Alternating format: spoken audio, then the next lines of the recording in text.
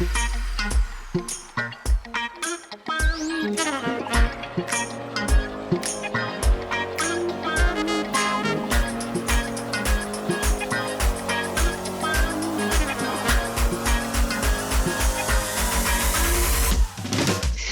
ora and welcome to the Itinerary. You may notice that today's episode looks a little different, and that's because with restrictions in place at the moment, we want to do everything we can in the most safe environment possible. But we hope to be back in the studio soon, so watch this space. Our focus in this episode will be on one of New Zealand's greatest tourism sectors, activities. From the family-friendly excursions to the adrenaline-pumping extremes our country is famous for. Activity-based businesses make up a huge part and percentage of our industry. And today, here to chat with me, we have two incredible leaders in that space. Matt Wong, General Manager of iFly Queenstown, and Gavin Oliver, Managing Director at EcoZip Adventures. Gentlemen, welcome. Thank you so much for joining us. First of all, just quickly, how are you doing? For us, it's just been non-stop change, and we're doing okay, actually. We've managed to keep all our staff on board and pivot to that domestic audience. So out of lockdown, we actually did very well, and but with Auckland missing, we do love our Aucklanders, and we dearly want them back very soon.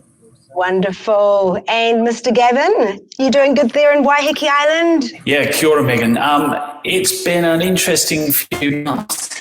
We came out of lockdown with a real roar, and the numbers were very good. And in fact, our school holiday numbers and the July numbers were better than they were last year. Obviously, the second period of lockdown has hit us quite hard, and that was like a handbrake coming onto the business. We only reopened to the public yesterday, so it's early days yet. The future is a bit indistinct. For sure, and we can absolutely understand that, of course, given the current situation. But domestic tourism is the new great New Zealand trend. I'm curious to know how much interest in tourism activities come from an international market versus that of the domestic market. And I know we'll have to use, of course, previous years as that comparison. And yeah, feel free, both of you, to answer. I'll jump in just briefly.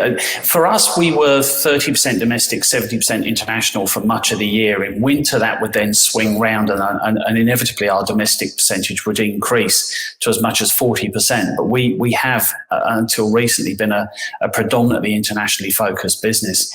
And I'd be fascinated to know, Matt's numbers. Yeah, well, we're exactly the same.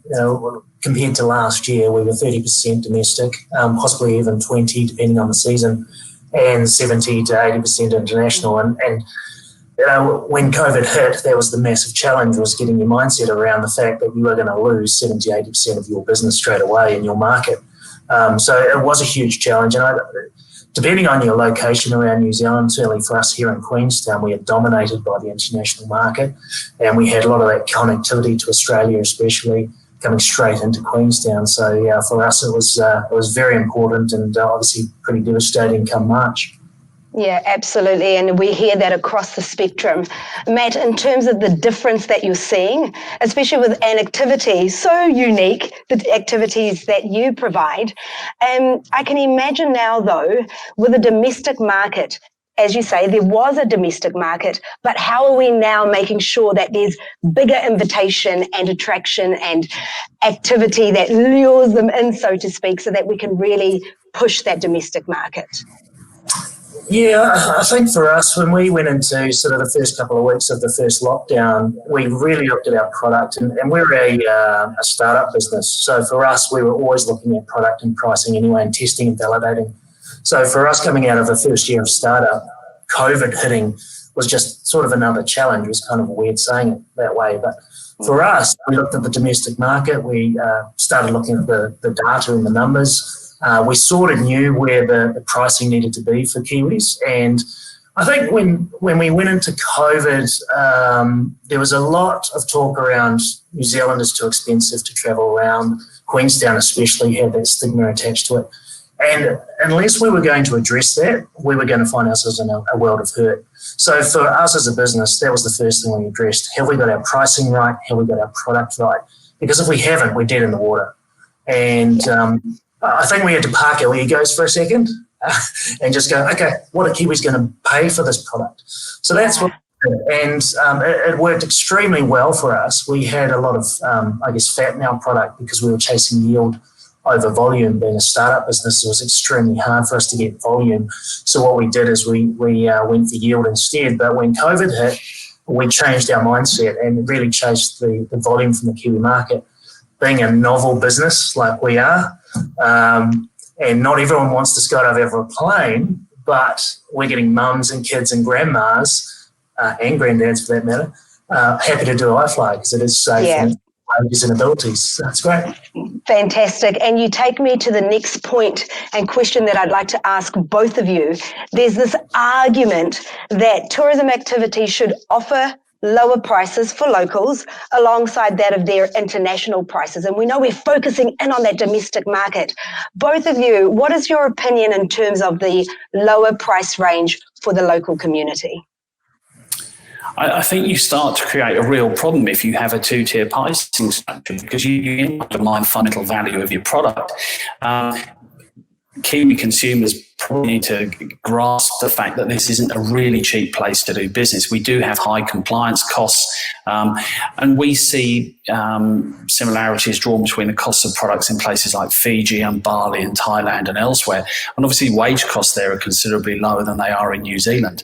So there's a real question about even whether it's feasible to have a two-tier pricing structure. And I think for us, we really do question the wisdom because naturally when markets reopen, international visitors are likely to say, why should I pay more than locals? Yeah, I think for us, I probably have to agree similar to that, but there are other ways we can tackle the issue, and that is to have a bit more dynamic pricing.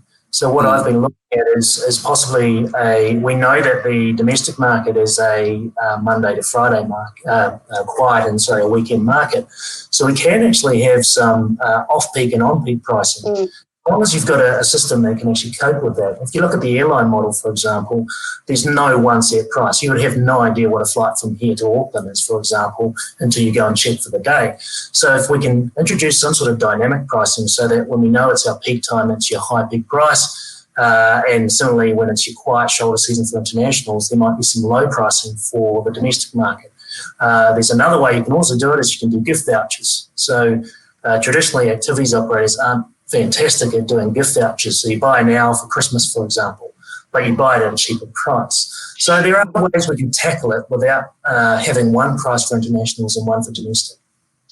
Wonderful. I like that term, dynamic pricing. Nice one. Matt, I might just have to get us to trademark that one. Go ahead, Gavin.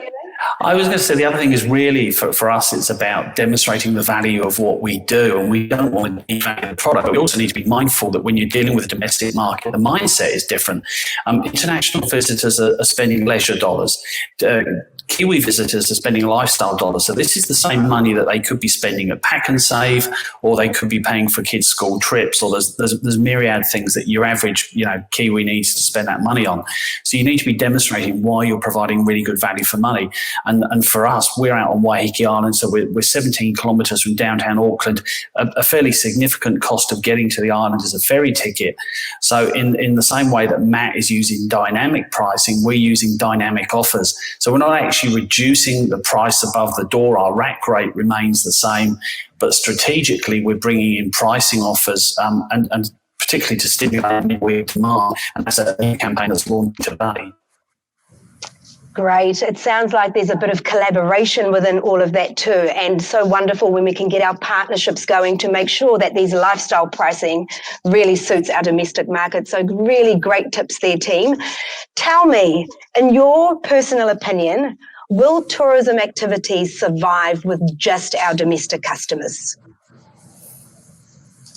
I think each operation is individualised, and it depends on what your product offering is and whether it works for the domestic market or not. I think for a business like ours, I'm pretty confident we're going to survive just on the domestic market, and I'm looking at a 6 to 12 month sort of period until we get some internationals back. But we're a team of 5 million, so there's still a lot of people out there in the marketplace that can actually buy our products. So I'm comfortable, but I don't speak for everyone, of course.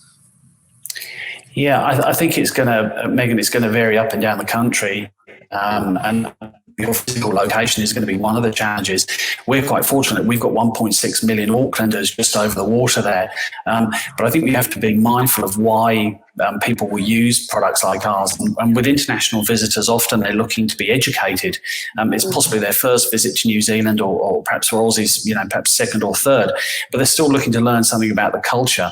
That isn't quite so important with domestic visitors, and they really are looking at the entertainment value of what you do, which is probably why Matt's product will apply as much to a domestic audience as an international one, because, throwing yourself out of a simulated plane is fine regardless of where you live. Sure. Good point there. Gavin, I'm curious to know, how much does your operation rely on Waiheke Island tourism? We know Waiheke Island, it's such a go-to destination. So how much of your operation relies on that? Look, we do quite a lot of qualitative survey work, and we know that pre-COVID, and I'm sure Matt would agree with us, that any statement we make now probably should be prefaced with the phrase "pre-COVID." Our statistics told us that. I'm not sure what our statistics are worth nowadays, but pre-COVID, about 70% of our customers told us they came to the island specifically to visit EcoZip. So that was great for us. When you then look at the other reasons that they're coming, it was corporate groups and cruise ship passengers and people coming to enjoy the vineyards and the other things we have on our doorstep. So I think for us, there's a symbiotic relationship between us and the other tourism activities and operators and vineyards and so on and so forth here. We kind of need each other. Great. Are there opportunities for tourism activities to branch out? And this new term that we hear so much, pivot, become more agile in this current climate? I mean, for example, Matt, I know you run a STEM program for students. How did that come about? Is it something that you would recommend for other operating factors out there? Talk to us a little bit about that pivoting style that you've adapted to. Yeah, it's COVID sort of forced us and everyone to think that way. But for us, again, our first full year was last year. So as a growth sort of startup business, we were constantly pivoting well before COVID came along. So and it was quite hard for us to break into the marketplace. It's a very competitive business or market here in Queenstown. So for us, it was about we had to constantly test and validate everything and try every way which possible to find some revenue.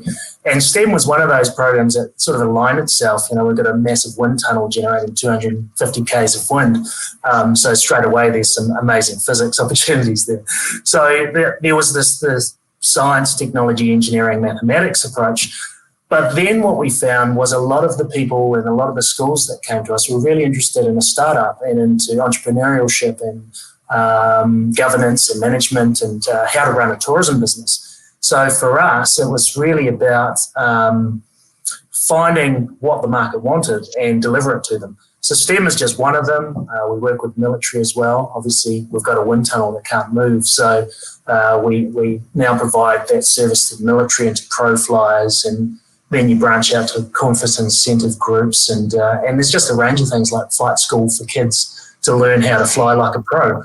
So every business has a unique opportunity to create a new market. It's just you've got to be pushed in a way. I think a lot of companies were probably quite comfortable pre-COVID and they had a great market, and then COVID's obviously given them an opportunity to really expand and develop their product into something more than it was before. Great. It looks like you've taken it to the whole next level, Matt, so congratulations on that. And so for both of you, what's your view on the future of activity tourism? Will it still be an area our budding entrepreneurs or tourism students will find success in? And what is your guidance and advice for them?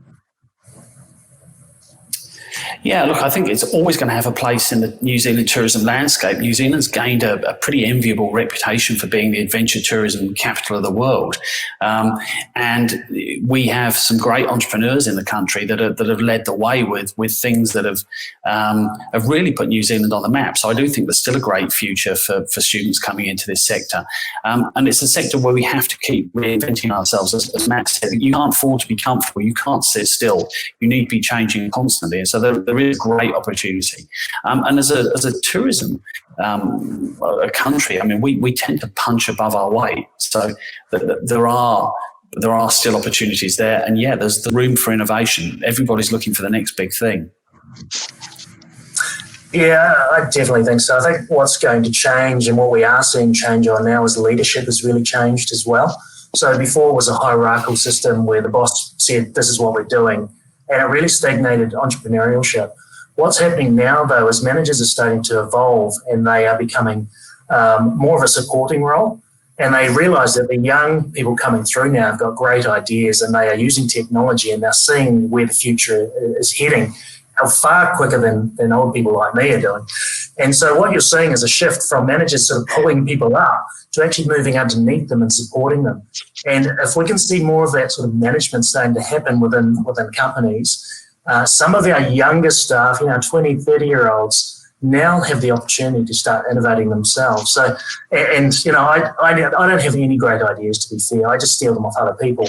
And I'm actually stealing them now off 20 and 30-year-olds who have got fantastic ideas. They understand who we're selling to in the marketplace. And as a result, we're working as a collaboration, as a team, to actually develop a great new way of thinking. So hopefully that evolves, and I'm positive it will. And when we look at the future of tourism, it's this is just a little bump in the road. That's all it is. Oh, fantastic. It has been so wonderful to hear from both of you. Gavin, Matt, thank you so much for your wisdom, for sharing your stories and your encouragement, and we wish you all the very best moving forward. Thank you so much. Thanks indeed, guys. Nice talking to you. Next up, our panel will explore how some of New Zealand's activity businesses have branched out into education. But first, let's hear from Jason Biggs as he explores the relationship between a manager and an employee and setting expectation at work.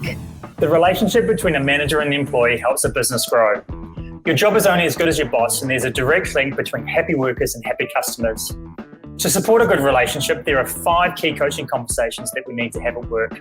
The first conversation is setting clear expectations.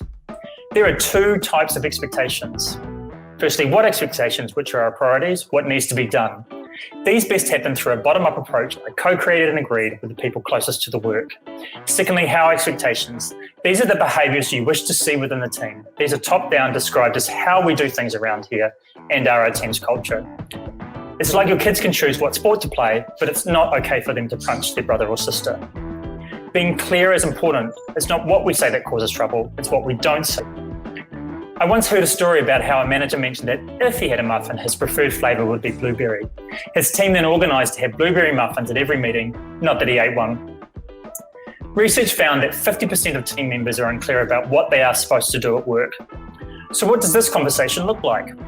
Good questions to ask of your team are, what do you expect of me? And then follow with, what do you think I expect of you? Tourism is undoubtedly a huge industry for New Zealand. Prior to COVID-19, it was our biggest export earner. So when we look into the future, encouraging our rangatahi into tourism is a crucial move for our industry. Tak Mutu, co-owner and director of MDA Experiences, and Fiona McLaren, operations manager at Skydive Auckland, are here to talk to us about the fascinating moves their businesses have made, branching out into the world of education. Fiona, welcome. Let's start with you. Why is there a need for your skydiving school?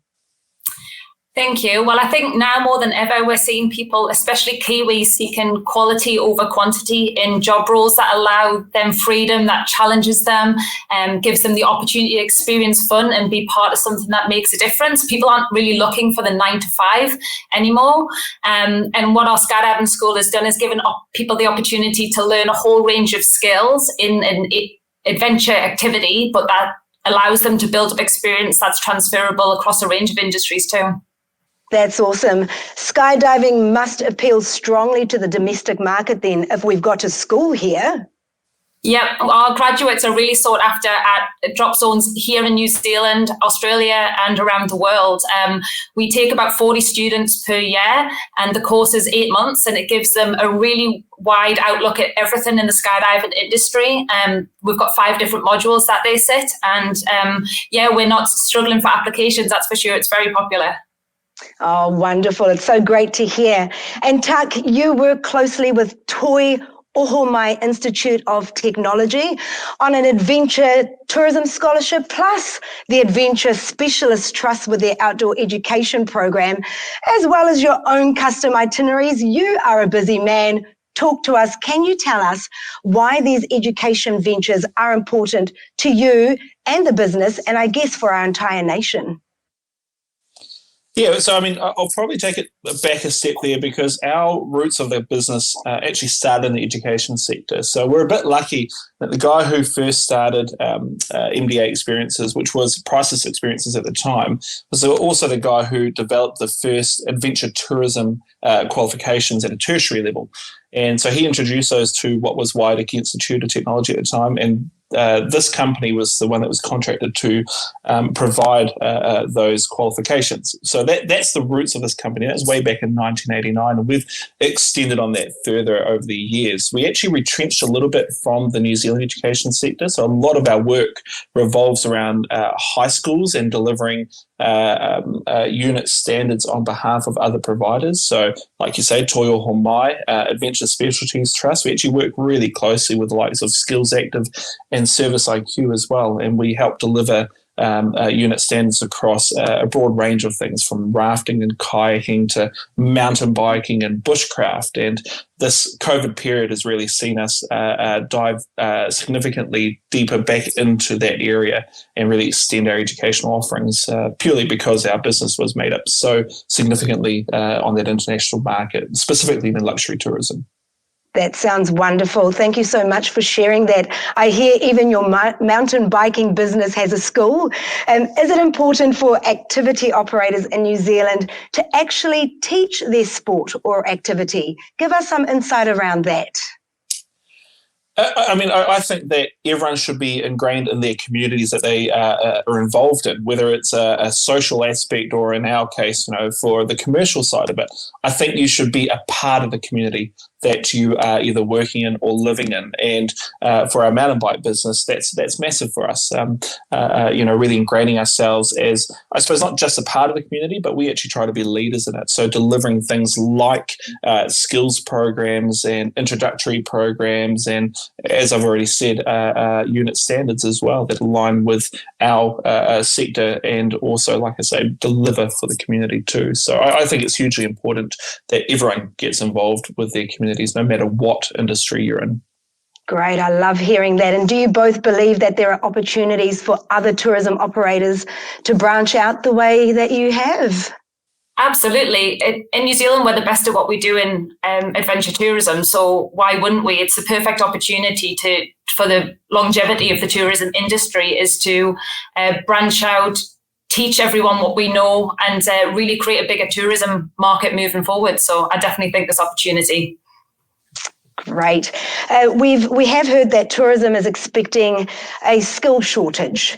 When we recover, we've been told there's certain sectors where we're going to be low in numbers.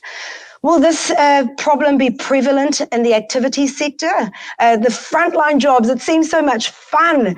Surely don't they have, they mustn't have so much of a problem attracting new talent. But based on what you've seen and heard, talk to us about that skills shortage, and just what advice and guidance do you have for our people in our community out there?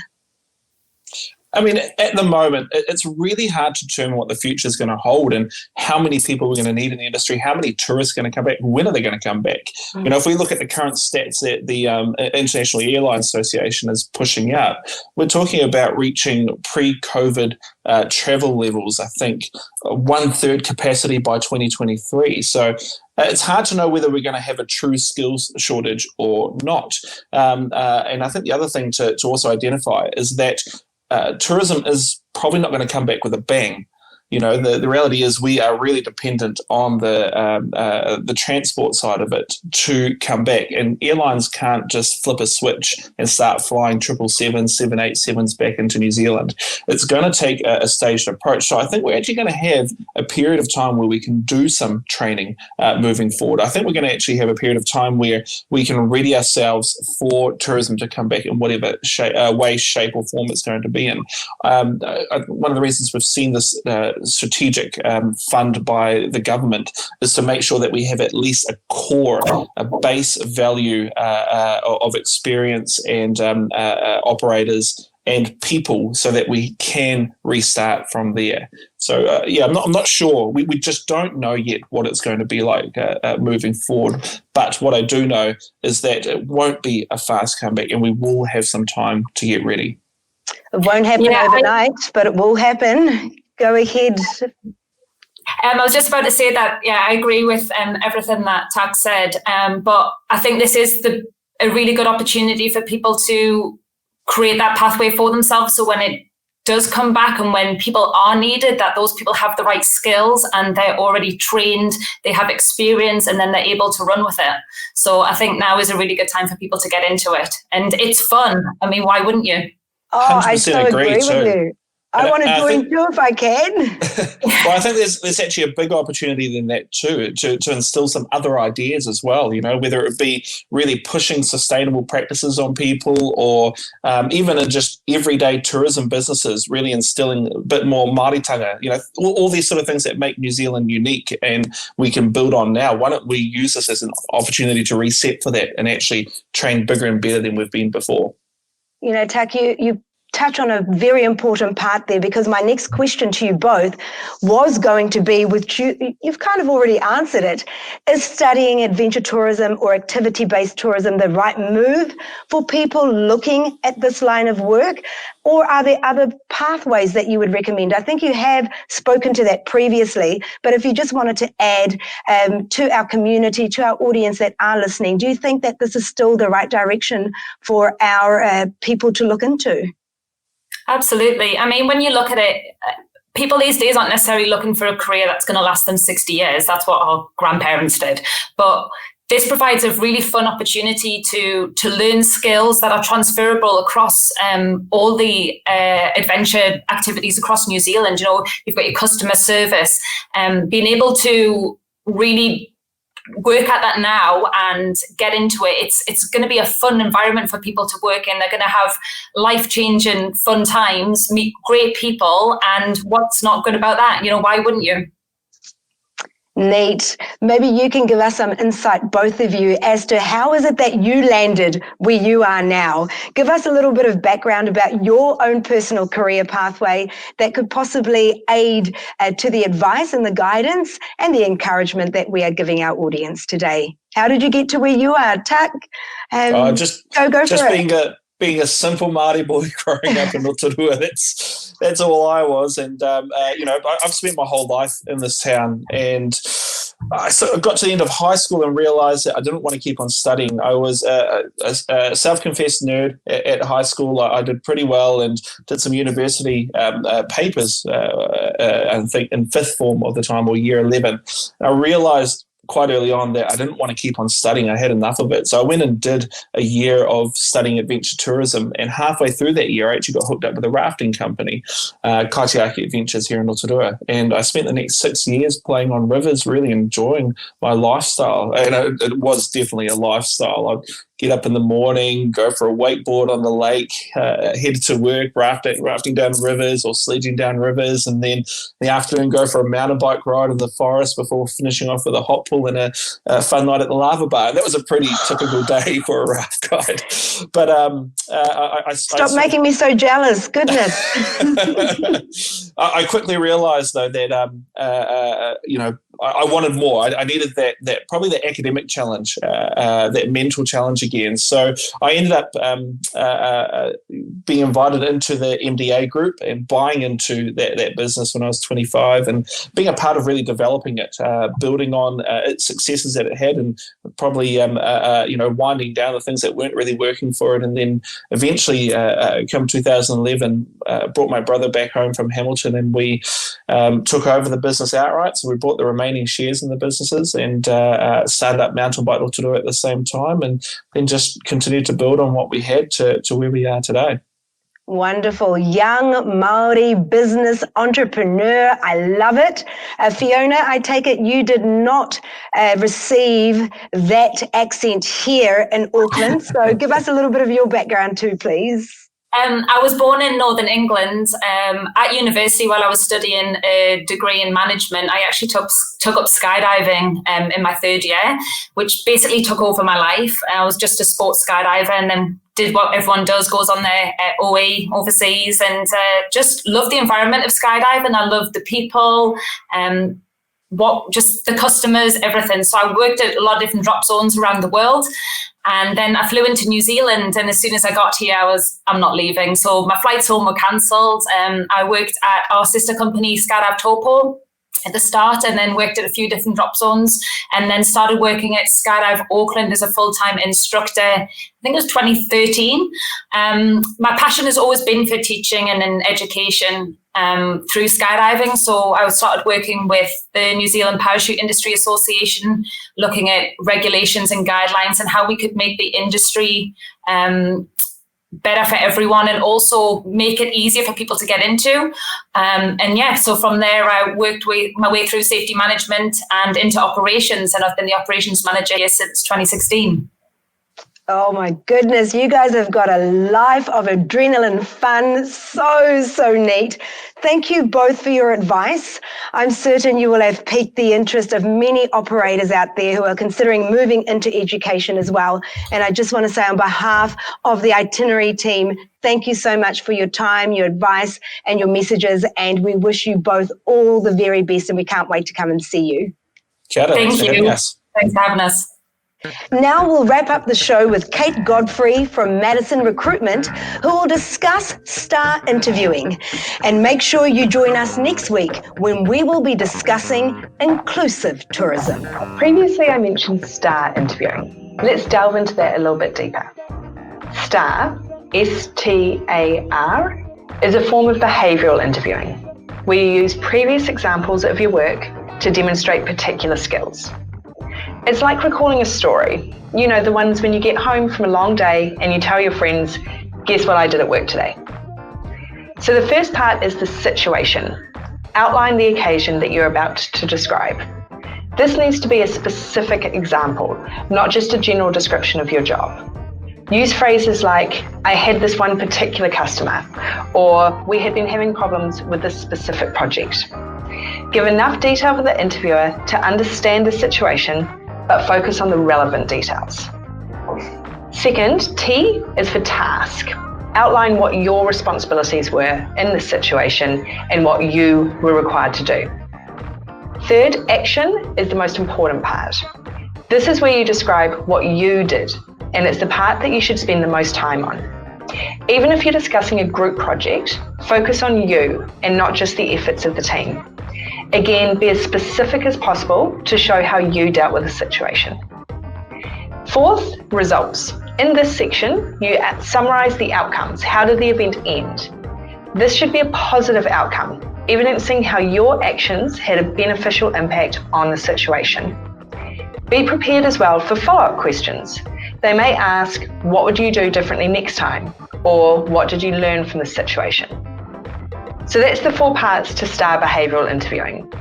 The best indicator that you've got of what kind of questions will be asked are the skills that are outlined on the job description. Once you've got those, you can practice your answers so you're confident in the interview.